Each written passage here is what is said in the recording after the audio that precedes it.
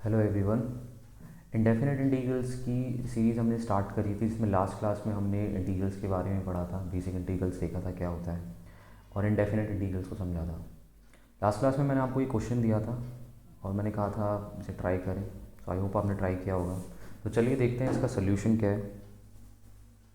देखिए, इस क्वेश्चन में बेसिकली लॉग प्रॉपर्टी का इस्तेमाल हुआ है।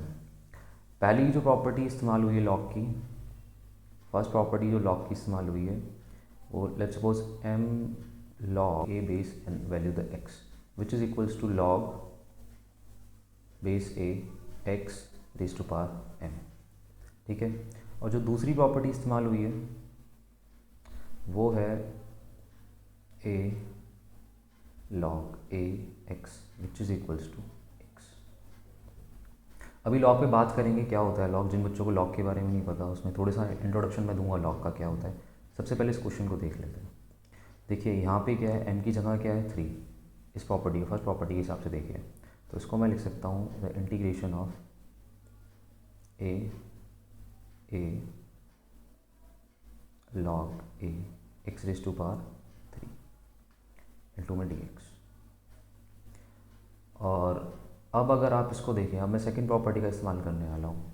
देखिए यहाँ पे बेस क्या है a, और इस बेस के लिए पूरी प्रॉपर्टी क्या है लॉग लॉग पावर में दिया हुआ है। तो इसको मैं लिख सकता हूँ integration of x cube D x. तो और आपको इसका इंटीग्रेशन पता होगा, मैंने बताया था इसके लिए फॉर्मूला हम क्या यूज़ करते थे। जैसे मान लो x raise to power n का integration with respect to x ये होता था x raise to power n plus one divide by n plus one plus c. तो ये वैल्यू रखने पे हमें क्या मिलने वाला है, ये मिलने वाला है x raise to power 3 plus one divide by 3 plus one plus c which is equals to x raise to power 4 upon 4 plus c. I hope आपको ये समझ में आया होगा। चलिए, जिन बच्चों को लॉग के बारे में नहीं पता उस पर बात कर लेते हैं थोड़ी सी कि लॉग की जो प्रॉपर्टीज़ क्या हैं या लॉग का मतलब क्या होता है, लॉग फंक्शन है क्या। देखो, लॉग कुछ नहीं है, लॉग एक फंक्शन ही है, लेकिन हमें देता क्या है। सो लॉग में ये जो वैल्यू है यहाँ ये और इसको मान लेते हैं वाई। अब ये समझिए ए क्या है, एक्स क्या है और ये वाई क्या है। ये ए जो है इसे बोला जाता है बेस, एक्स जो है ये है हमारी वैल्यू और वाई जो है वो है पावर। पावर कहो या एक्सपोनेंट कहो। इसका मतलब क्या हुआ, इसका मतलब हुआ ये बेस क्या है हमारा, बेस ए है, पावर है वाई और वैल्यू है एक्स। इसको कन्वर्ट किया हुआ है लॉग की टर्म में इस तरह से। मतलब बेस ए के लिए एक्स की क्या, मतलब एक्स की वो वैल्यू जो कि पावर वाई के साथ हो। मतलब ए की क्या पावर हो कि मुझे एक्स वैल्यू मिल जाए, ये देता है लॉग। और ये दो प्रॉपर्टीज़ हैं, इंपॉर्टेंट प्रॉपर्टीज़ हैं। आप इनका इस्तेमाल कई बार करेंगे इंटीग्रल्स में, डेरिवेटिव्स में भी आपने यूज़ किया होगा इसको। सो आप इन्हें ट्राई कर सकते हैं और याद कर सकते हैं। चलिए, अब एक्सरसाइज 7.1 और इनडेफिनिट इंटीग्रल्स की कुछ इंपॉर्टेंट प्रॉपर्टीज़ पे बात कर लेते हैं।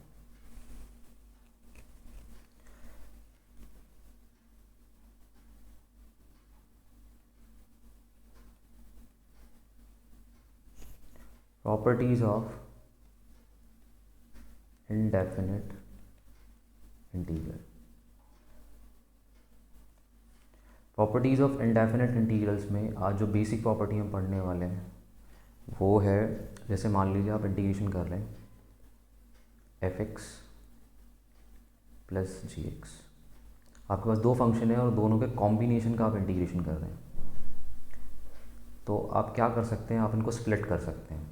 स्प्लिट कुछ इस तरह से f x with respect to x plus the integration of g x with respect to x. इसमें अगर आपके पास मल्टीपल फंक्शंस भी हैं तो भी आप ऐसा कर सकते हैं। लेट्स सपोज मान लीजिए कि आपके पास f1x plus f2x plus f3x and so plus fnx।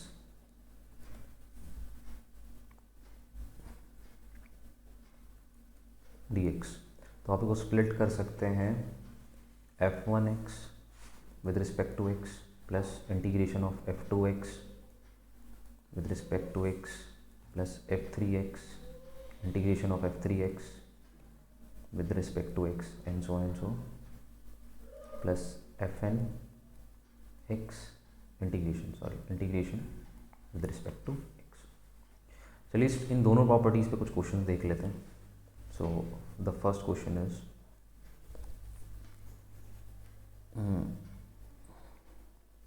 मान लीजिए मेरे पास एक फंक्शन है x cube minus one divide by x square with respect to x. इसमें अगर आप ऊपर देखेंगे तो यहाँ दो वैल्यूज़ हैं, हमारे पास दो टर्म्स हैं, एक्स क्यूब है और एक कांस्टेंट टर्म है, और नीचे एक्स स्क्वायर है। तो आप एक काम कर सकते हैं, आप इसको स्प्लिट कर सकते हैं। स्प्लिट इस तरीके से कि x cube divide by x square minus 1/बाई एक्स स्क्वायर। मैं इसको इस तरह से लिख सकता हूँ with respect to d x. अब आप देखिए यहाँ पे दो टर्म्स हैं, दो फंक्शन हमें मिल रहे हैं, x cube divide by x square और माइनस 1/एक्स स्क्वायर। तो हम इसको स्प्लिट कर देंगे। स्प्लिट करेंगे तो ये x cube divide by x square with respect to x minus the integration of 1/एक्स स्क्वायर dx। इसको सॉल्व करें तो ये हमें मिलेगा एक्स स्क्वायर, ये कैंसिल हुआ, एक्स ऊपर बचेगा तो एक्स dx माइनस, इसको मैं कैसे लिख सकता हूँ, इसको मैं लिख सकता हूँ x raise to power -2 dx। इसको सॉल्व करा जाए तो ये हमें मिलने वाला है, ये मिलने वाला है वही formula x n+1 divide by n+1 वाला फॉर्मूला हम यूज़ करेंगे। तो ये एक्स की पावर यहाँ पे 1 है, तो ये हो जाएगा x square by 2 plus c1 minus, इसको अगर ओपन करें तो ये हो जाएगा x2n-1 which is -1 divide by -1 plus c2। ये c1 कांस्टेंट है इस इंटीग्रेशन के लिए और ये c2 कांस्टेंट है इस इंटीग्रेशन के लिए। सो यहाँ से हमें क्या मिलने वाला है, यहाँ से हमें मिलने वाला है एक्स स्क्वायर डिवाइड बाई 2 और ये माइनस माइनस प्लस हो जाएगा, सो ये दिस विल बी प्लस। और इसको मैं कैसे लिख सकता हूँ, एक्स रेज़ टू पावर -1 को विच इज़ 1/x एंड एक मिनट, ये वैल्यू ब्रैकेट में होने वाली है, इसके साथ हमारा ये माइनस माइनस प्लस हो जाएंगे और ये जो है ये -c2 आने वाला है। सो this will B plus c1 minus c2। तो c1 माइनस c2 को मैं कॉमन कांस्टेंट मान लेता हूँ विच इज़ c। तो ये मुझे क्या मिला, ये मुझे मिला x2 divide by 2 plus 1/x plus c। So this will be our required answer. I hope आपको समझ में आया होगा। चलिए एक दो क्वेश्चन और देख लेते हैं इस पर। और ये जितने भी क्वेश्चंस हैं ये आपके एनसीईआरटी के हैं। सो हम बेसिकली पहले एनसीईआरटी फॉलो करेंगे, उसके बाद कुछ स्टैंडर्ड बुक जैसे आर डी शर्मा वगैरह भी करेंगे। So the next question will be x 2/3 plus 1 dx।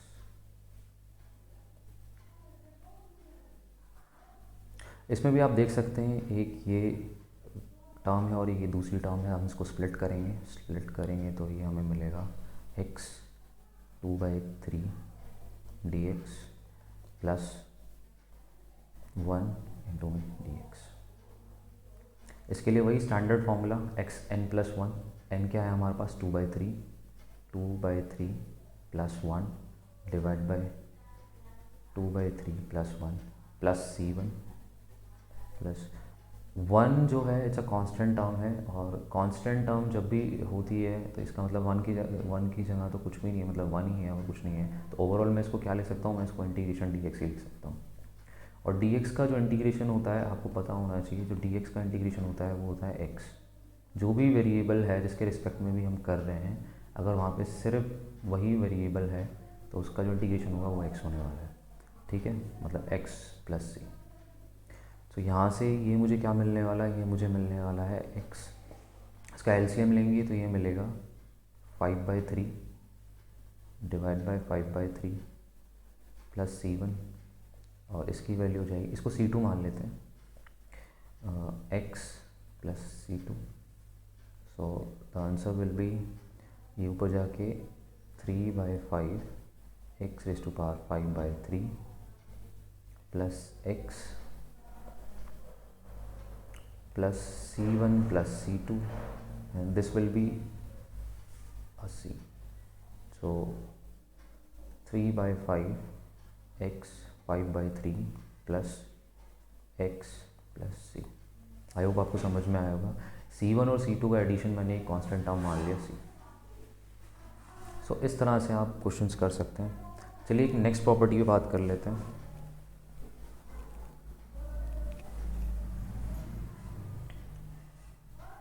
जो नेक्स्ट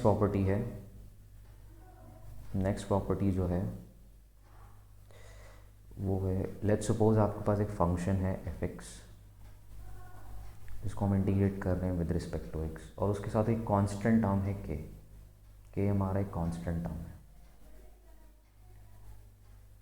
कांस्टेंट टर्म। सो जो k कांस्टेंट है, कांस्टेंट के केस में इसका जो इंटीग्रेशन है वो नहीं होगा, ये कांस्टेंट बाहर आ जाएगा, इंटीग्रेशन के बाहर इसलिए हम निकाल सकते हैं इसको। तो ये आएगा k integration of f(x) dx। इसी तरह से हम इसको, अगर हमारे मल्टीपल टर्म्स हैं तो भी हम इस तरह से स्प्लिट कर सकते हैं। एक मिनट, अगर हमारे पास मल्टीपल टर्म है तो भी हम इस तरह से इसको स्प्लिट कर सकते हैं। जैसे मान लीजिए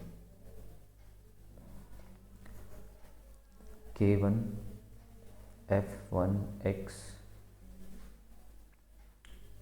plus k2 f(2x) plus k3 f(3x) plus plus kn f(n)x का इंटीग्रेशन।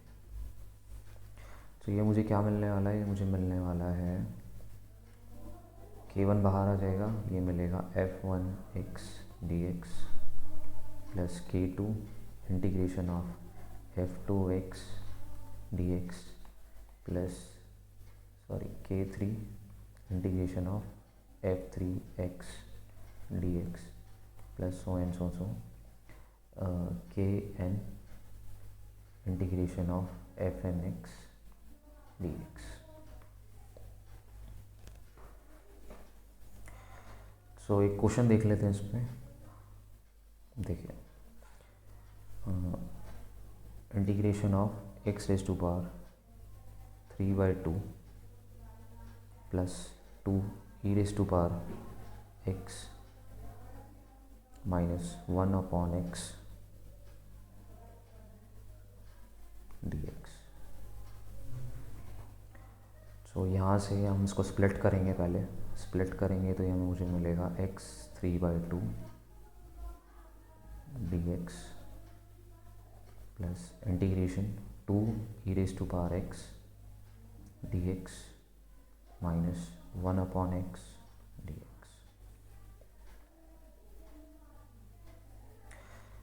इसका जो इंटीग्रेशन होने वाला है वो होने वाला है x 3/2 plus 1 divide by 3/2 plus 1 plus c1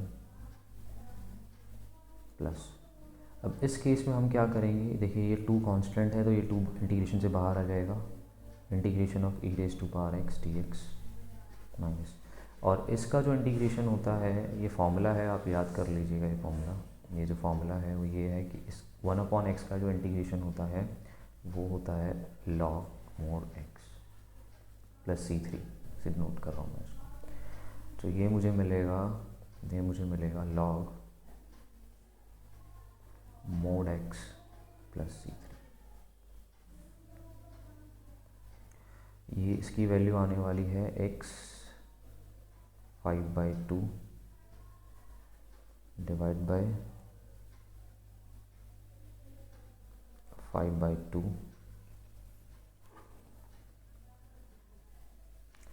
plus c1 plus 2 e raise to power x का इंटीग्रेशन सेम आता है e raise to power x ही, इसको प्लस c2 से डिनोट कर देते हैं। तो ये मुझे मिलेगा e raise to power x plus C2 minus, इसको ओपन कर लेते हैं, log mod x plus, sorry it's minus C3। तो यहाँ से इसकी जो वैल्यू आएगी वो क्या आने वाली है, तो इसकी क्या वैल्यू आने वाली है, इसकी वैल्यू आने वाली है 2/5 x raise to power 5/2 plus C1 plus 2 e raise to power x plus 2 C2 minus log x minus C3। तो C1 2C2 और माइनस C3 को हम कंबाइन करके एक कांस्टेंट बना देते हैं C। So we will get 2/5 x raise to power 5/2 plus 2 e raise to power x minus log mod x plus C। So this will be our answer. तो I hope आपको आज की class समझ में आई होगी। आज हमने बहुत बेसिक प्रॉपर्टीज़ देखी हैं। नेक्स्ट क्लास में हम एक्सरसाइज 7.1 के कुछ इंपॉर्टेंट क्वेश्चंस करेंगे और आगे की प्रॉपर्टीज़ देखेंगे इंडेफिनिट इंटीग्रल्स की। सो तब तक के लिए goodbye and thank you.